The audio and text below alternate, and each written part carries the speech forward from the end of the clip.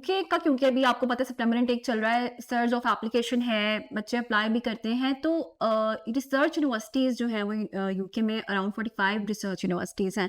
ऐसे ही। तो आपको क्या लगता है कि और अपनी रैंकिंग और अपनी क्वालिटी ऑफ एजुकेशन भी होती है तो रिसर्च यूनिवर्सिटीज़ की हम जानते हैं। आपको क्या लगता है कि क्या वैल्यू ऐड करती है एक रिसर्च यूनिवर्सिटी आपके एजुकेशन के अंदर, आपकी डिग्री के अंदर, और स्टूडेंट को क्या फ़ायदा हो सकता है एक रिसर्च यूनिवर्सिटी में अगर वो एडमिशन ले रहा है, तो उसके फ्यूचर प्रॉस्पेक्ट्स क्या हो सकता है? देखिए मरवा, द फर्स्ट थिंग फर्स्ट के यूनिवर्सिटीज़ जब बनना स्टार्ट हुई थी ना, तो यूनिवर्सिटीज़ का मकसद ही था रिसर्च, कि भाई रिसर्च करेंगे और जो प्रॉब्लम्स हैं सोसाइटी की, जो प्रॉब्लम्स हैं लाइफ की, मेडिसिन की, एग्रीकल्चर की, लॉ की, जैसे जैसे सोसाइटी ने इवॉल्व किया है, जो प्रॉब्लम्स फेस करनी पड़ी हैं, जो लॉज बने हैं, जो जो भी आप कह रहे हैं कि इंडस्ट्री रेवोल्यूशन आया, उसको उसके लिए उसको मजीद जो है ना, आप देखेंगे कोई भी दुनिया में जैसे कोविड वैक्सीन की हम बात करें, कोविड वैक्सीन किसने बनाई? यूनिवर्सिटीज़ ने बनाई। सही है। कोई भी इन्वेंशन दुनिया में आती है, कोई भी आप कह लें कि साइंटिस्ट कोई चीज़ को जो है ना वो पब्लिश करते हैं, उसके पीछे यूनिवर्सिटी का ही रोल होता है।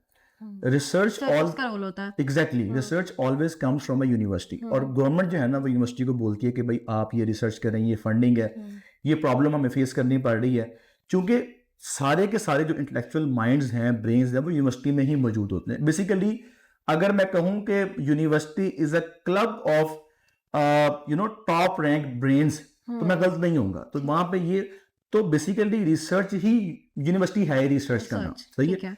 अगर आपकी यूनिवर्सिटी रिसर्च ओरिएंटेड नहीं है तो मेरा ख्याल आप एक इंस्टीट्यूट या एक कॉलेज में पढ़ रहे हैं, अदरवाइज रिसर्च के बगैर यूनिवर्सिटी जो है ना वो फुलफिल नहीं होती, कंप्लीट नहीं होती। ठीक है। अब जैसे आपने बताया कि इसमें यूके में 45 तकरीबन यूनिवर्सिटीज़ हैं जो रिसर्च ओरिएंटेड यूनिवर्सिटीज़ हैं, और university of East Anglia is one of them. It was establish in 1963 as a research led university. सही है। और इस वक्त इनकी जो, अगर हम रिसर्च की बात करें तो वर्ल्ड में टॉप 50 में आती है ये यूनिवर्सिटी।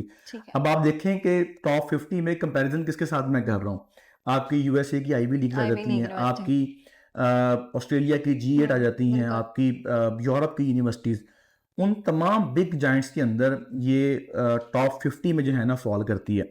और अगर हम यूके में इसकी बात करें तो यूके में टॉप 20 में फॉल करती है अमंग 45 रिसर्च लेड यूनिवर्सिटीज़।